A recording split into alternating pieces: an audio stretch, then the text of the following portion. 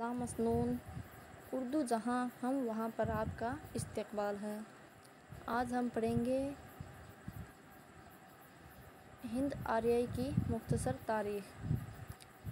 ہند آریائی کے عہد کو 3 حصوں میں تقسیم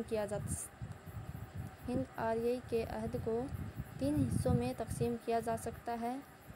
قدیم ہند آریائی جو 1500 قبل مسیح سے 500 قبل مسیح تک ہے۔ وسطی ہند آریائی 500 قبل مسیح سے 1000 عیسوی تک ہے۔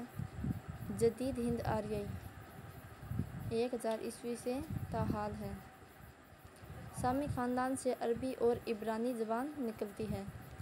دراوڑی زبان جنوبی ہندوستان یعنی دکن میں رائج ہے۔ تامل، تیلگو، کنڑ، ملیالم اس کی مشہور شاخیں ہیں۔ ہند یورپی سے ہماری زبان یعنی ہندی اور اردو کا تعلق ہے۔ قدیم ہند آریائی عہد میں 4 وید ملتے ہیں: رگ وید، یجور وید، سام وید، اتھرو وید۔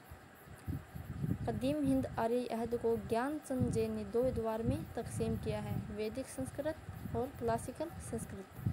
ڈاکٹر سدھیشور ورما نے قدیم ہند آریائی عہد کو 5 ادوار میں تقسیم کیا ہے۔ آریوں کی آمد کے بعد سب سے پہلے ویدک سنسکرت کے نمونے ملتے ہیں۔ وسطی ہند آریائی میں 3 دور ہیں: پالی، پراکرت اور اپبھرنش۔ پالی بدھ مذہب کی زبان تھی۔ گریسن نے ہندوستانی زبانوں کو زبانوں کا عجائب گھر کہا ہے۔ مغربی ہندی کی 5 بولیاں ہیں۔ وہ 5 بولیاں ہیں: کھڑی بولی، برج بھاشا، قنوجی، بندیلی اور ہریانوی۔ اور مشرقی ہندی کی 3 بولیاں۔ کس ادیب نے اردو زبان کو زبانِ ہندوستان کہا ہے؟ تو ملا وجہی نے کہا ہے۔ اردو دراوڑی خاندان کی زبان ہے، یہ سہیل بخاری نے کہا ہے۔